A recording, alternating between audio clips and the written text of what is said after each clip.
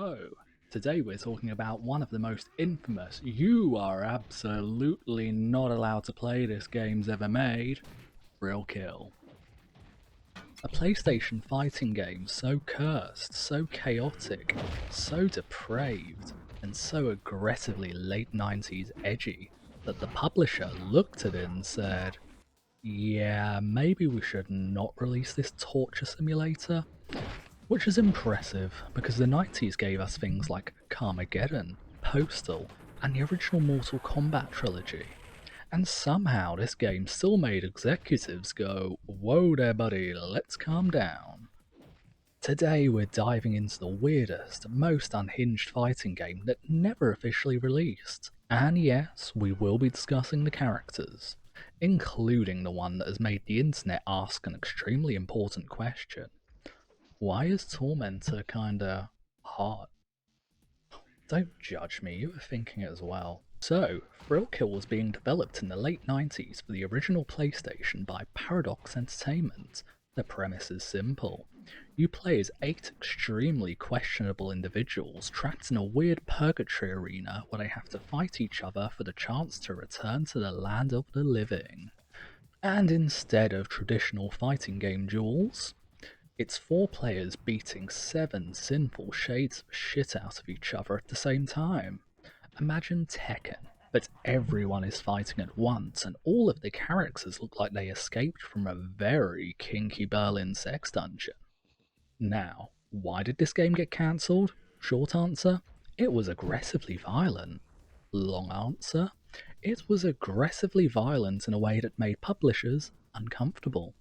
The game had things like brutal finishing moves, disturbing character designs, torture-themed arenas, and a general vibe of someone definitely made this after listening to KMFDM for 48 hours.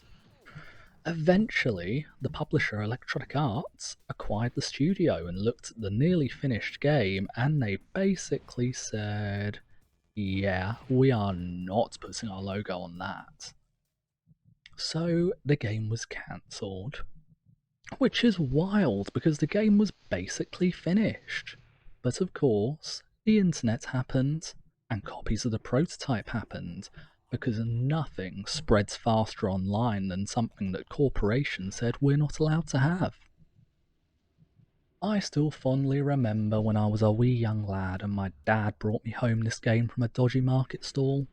It felt like contraband, something completely twisted, like a black, disc-shaped lament configuration ready to transport me to a world of sights unseen.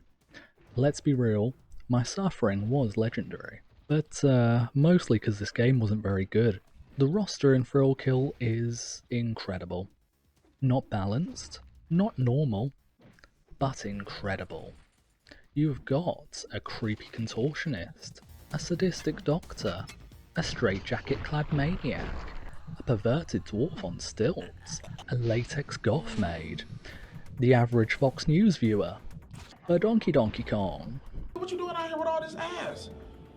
Double cheeked up on a Thursday afternoon. And then there's Tormentor, who's basically tall, masked, covered in leather straps, carries a huge fucking chain, and look, I'm not saying the internet immediately decided this character was attractive, but I'm also not saying that.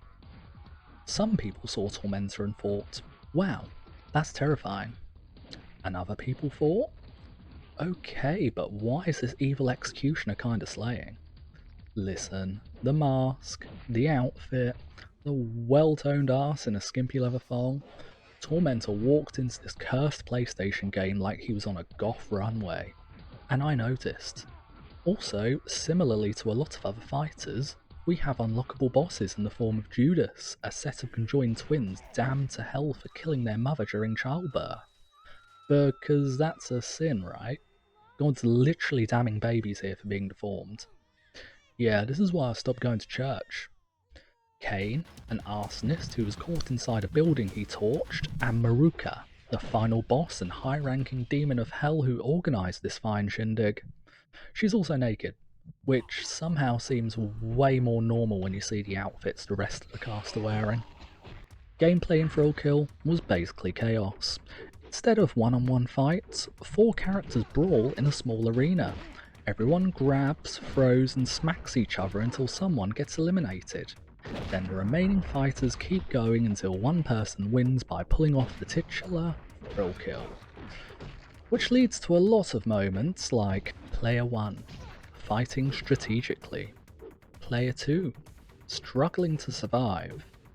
Player 3, button mashing like a raccoon or methamphetamine.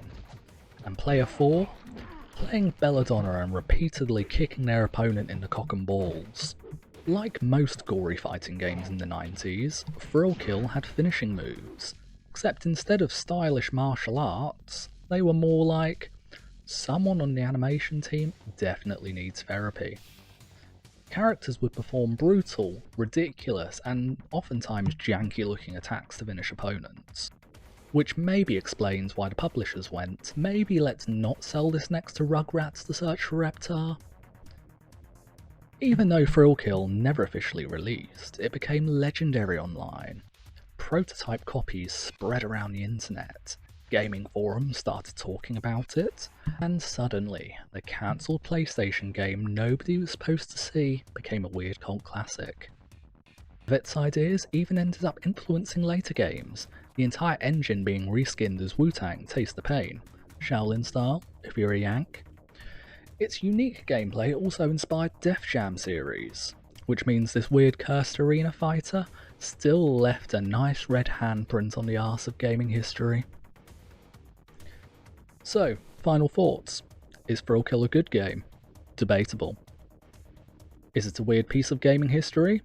Absolutely. It's like opening a weird time capsule from the late 90s and finding industrial music, kinky outfits, and one extremely dramatic masked executioner.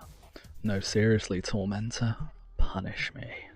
And honestly, if the game were released today, the internet would probably spend half the time talking about gameplay, and the other half making fan edits of Tormentor. Anyway, that's the bizarre story of the fighting game that was apparently too depraved for the 90s. If you enjoyed the video, hit like, subscribe and let me know. What retro cursed game should we look at next?